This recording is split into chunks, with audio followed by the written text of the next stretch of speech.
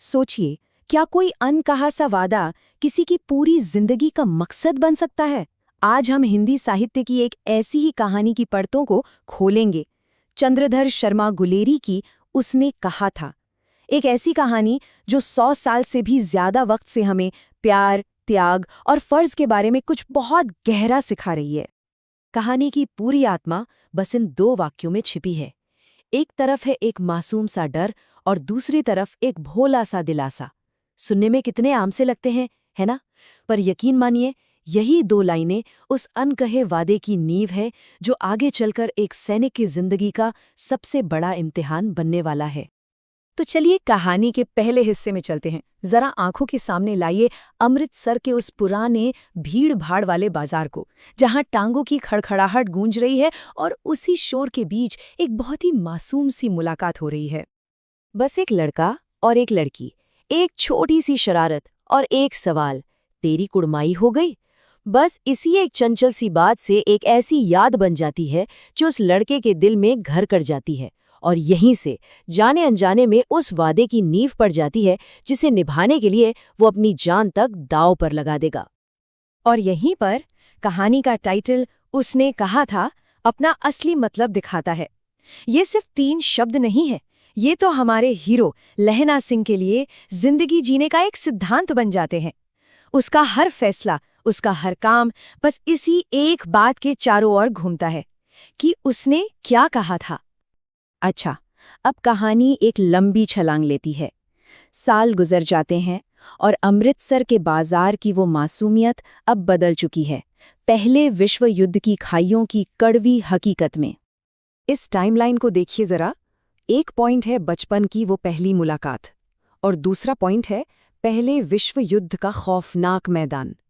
इन 2 सिरों के बीच सिर्फ वक्त नहीं बदला है, हमारे किरदारों की जिंदगी और उनकी दुनिया दोनों ही हमेशा के लिए बदल चुकी हैं। वो छोटा लड़का अब बन चुका है राइफलमैन लहना सिंह, और वो लड़की वो अब सूबेदारनी है। और किस्मत का खेल देखिए, जब सालों बाद उनकी मुलाकात होती है तो लहना को क्या पता चलता है कि सूबेदारनी का पति और बेटा दोनों उसी की रेजिमेंट में उसी के साथ मोर्चे पर लड़ रहे हैं। देखिए, सूबेदारनी ने उससे सीधे सीधे कुछ मांगा नहीं, कोई वादा नहीं लिया। उसने तो बस अपने पति और बेटे की सलामती की बात की। लेकिन लहना सिंह के लिए बस इतना ही काफी था। उसका फर्ज अब शीशे की तरह साफ था। उसे उस बचपन की याद की कसम निभानी थी। और बस यहीं से कहानी अपने सबसे अहम मोड़ पर आ पहुंचती है। अब शुरू होती है प्यार, त्याग और फर्ज की असली परीक्षा। और ये इम्तिहान कहाँ दिया जाना था? युद्ध के मैदान में।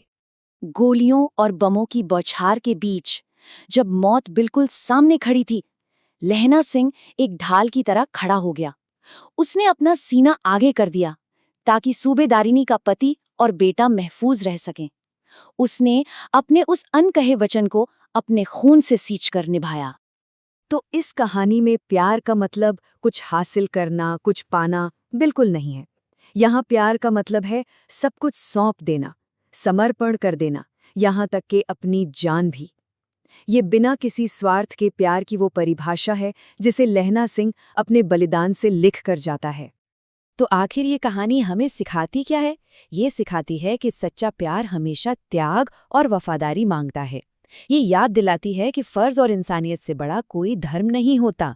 और सबसे बड़ी बात कि एक वादे को निभाने के लिए, उसकी पवित्रता को बनाए रखने के लिए किसी भी हद तक जाया जा सकता है।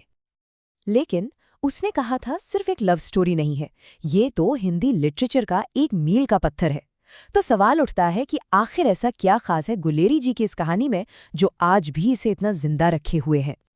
देखिए, इसे अक्सर हिंदी की पहली साइकोलॉजिकल लव स्टोरी कहा जाता है। क्यों? क्योंकि ये कहानी किरदारों के मन की गहराइयों में उतरती है। ये प्यार और फर्ज के बीच एक ऐसा खूबसूरत बैलेंस बनाती है जो बहुत कम देखने को मिलता है। इसके किरदार इतने असली लगते हैं और लड़ाई का सीन इतना सजीव है कि ये सिर्फ एक कहानी नहीं रहती, एक एक्सपीरियंस बन जाती है। मतलब कहानी का सार बस इतना सा है कि वचन और प्रेम, ये दोनों ही जिंदगी की असली दौलत हैं। ये कहानी हमें बताती है कि सच्चा प्यार कभी मतलबी हो ही नहीं सकता। वो हमेशा त्याग और समर्पण की मांग करता है। और लहना सिंह का बलिदान बस इसी एक ख्याल को सच साबित कर देता है कि प्रेम आत्मा का संबंध होता है, शरीर का नहीं। उसने मरकर भी अपना वादा निभाया और इस तरह वो सच्चे निस्वार्थ प्यार की एक मिसाल बन गया। और आखिर में ये कहानी हमें एक बहुत ज़रूरी सवाल के साथ छोड़ जाती है। क्या आज की दुनिया में लहना सिंह जैसे निस्वार्थ प्यार और त्याग के लिए कोई जगह बची है? इस पर सोचिएगा ज़रूर।